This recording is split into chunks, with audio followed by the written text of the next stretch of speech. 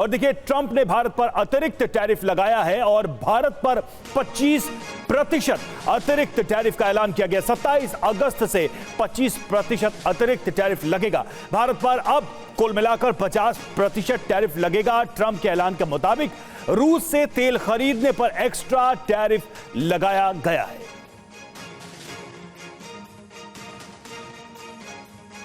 तो ट्रंप का 50% टैरिफ बम, भारत नहीं झुकेगा, यह प्रधानमंत्री ने बहुत साफ कर दिया है, भले ही वो टैरिफ का ऐलान कर रहे हों। तो क्या महत्वपूर्ण बातें, जरा उसको भी गौर करते हैं।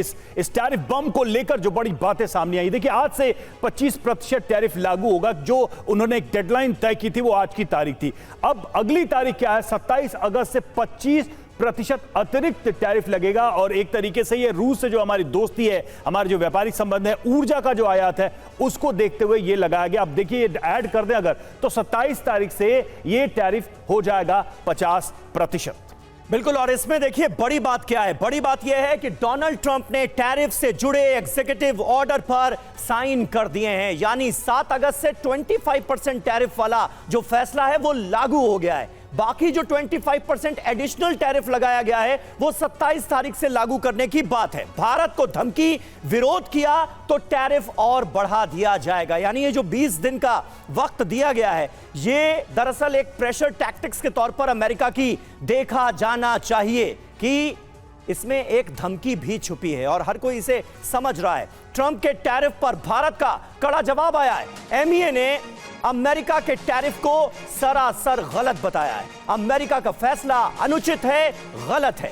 राष्ट्र हित में भारत जरूरी कदम उठाएगा, ये भारतीय विदेश मंत्रालय की तरफ से स्टेटमेंट जारी करके अमेरिका को साफ साफ बता दिया गया। तो एक लाइन में मतलब यही है, लबोलुआब यही है कि ट्रंप के टैरिफ के आगे भारत झुकेगा नहीं। भारत ने टैरिफ के जवाब में ट्रंप को करारा जवाब दिया है। आइए समझते हैं कि भारत अब करेगा क्या और हमारे पास अब ऑप्शंस क्या हैं। भारत का ट्रंप को सख्त जवाब। पहला, एमईए ने जो कहा है उसकी इंपॉर्टेंट लाइन आपके सामने। रूस के तेल आयात को लेकर अमेरिका ने भारत को निशाना बनाया है। हम बाजार की स्थिति के आधार पर तेल खरीदते हैं। हमारा मकसद 140 करोड़ भारतीयों की ऊर्जा सुरक्षा सुनिश्चित करना है, यह साफ तौर पर अमेरिका को बता दिया गया है। और देखिए, यूएस का भारत पर अतिरिक्त टैरिफ लगाना बेहद दुर्भाग्यपूर्ण है। एमईए की तरफ से यह भी रेखांकित किया गया है, जबकि कई देश अपने हित में यही काम कर रहे हैं। एग्जाम्पल्स भी अमेरिका के सामने हैं ऑलरेडी। अमेरिका का टैरिफ का फैसला अनुचित है और गलत है, यह भारत की तरफ से साफ कहा गया है। भारत अपने राष्ट्रीय हितों की रक्षा के लिए जरूरी कदम उठाएगा, यह भी दोहराया गया है। तो भारत का जवाब बहुत ही स्पष्ट है, साफ है। प्रधानमंत्री ने कहा, एमईए के इस पत्र में भी ये सारी बातें कही गई हैं। और देखिए, ट्रंप के टैरिफ का रुपए पर कोई असर नहीं। डॉलर के मुकाबले 3 पैसे मजबूत हुआ है रुपया। $1 की कीमत 87.69 रुपए हुई है।